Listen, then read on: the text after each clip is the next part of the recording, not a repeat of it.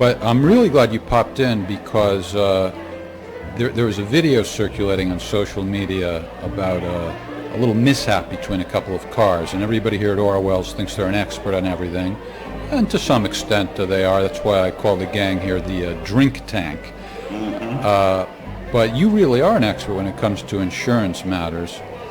So I wanted to show you this video, if you don't mind, just to get your opinion on it. Yeah, let's play it. Yeah, everybody. What's interesting to me is that people have such different opinions about it, and I had to watch it several times for me to even have an opinion. It's kind of a wobbler, as they say. You can go either way. I saw your post. I saw your analysis. Oh, you did? Okay. Yeah. So I now have an opinion. I don't know if it's correct, but I have an opinion. I would like to make that announcement to you at this time. All right, so let me see. Let me play the video.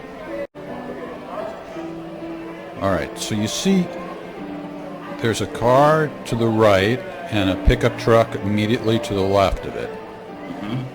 And here they get it on, and the car gets elevated up into the air. This woman who was in that car gets out. I love this. Now, she doesn't even check to see if there's any damage on her vehicle. She just, that to me is very funny. And then the two of them just drive on like nothing happened after that. You'd think at least one of them would want to like get away from the other or something, but they just kind of resume. So let's watch that again. If you go back to the very start, you will notice that the car on the right, the woman, watch her knife. She knifes up. What do you by knife? You mean you mean veered to the left? Is that what you mean by knife? She veered. She's accelerated. She veered. I don't know what you want to call it. She said, "I am taking that space."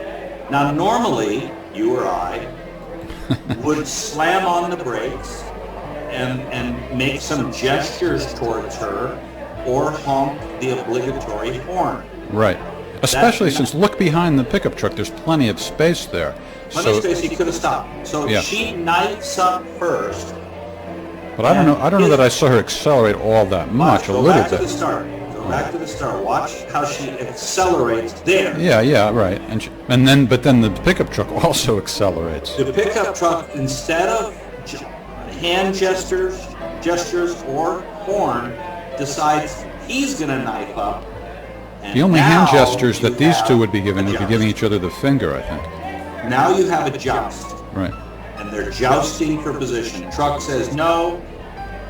Car says yes. Truck says no. Car says yes, and I'm going to drive on the passenger door to get into that area. You think that she drove into the truck more than vice versa at that point?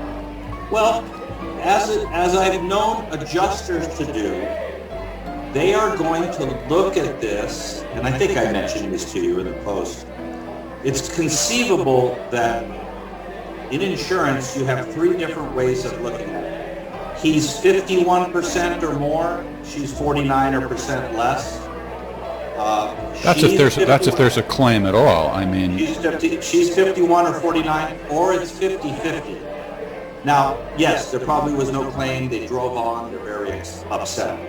This happens all the time. Moreover, like I said, in parking lots where both people are backing out, they don't turn their heads properly or look in their mirrors properly, and they slam into each other. And then they look at each other and are enraged because they think the other side made the mistake. I could never make that mistake. Oh, sure. It's always the other person's fault, yeah. There's one thing that you must state when you're making a claim like this, Jeff. It's very important. The insurance company would like to know if you turned your head around. If you state that you were backing out and they ask you, did you turn your head? Did you look behind you and check as well as the mirrors? And you kind of say, well, you flippantly say, no, I was pulling out. I had the full right of way. Not good. Always want to say, I turned my head completely around.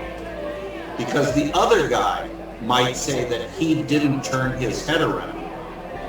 And that could tilt that claim in your favor.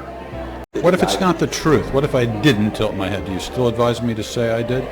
I advise all my clients to say they turned their head wonderfully. They looked around. They wrenched their neck. They hurt their neck because they turned so much.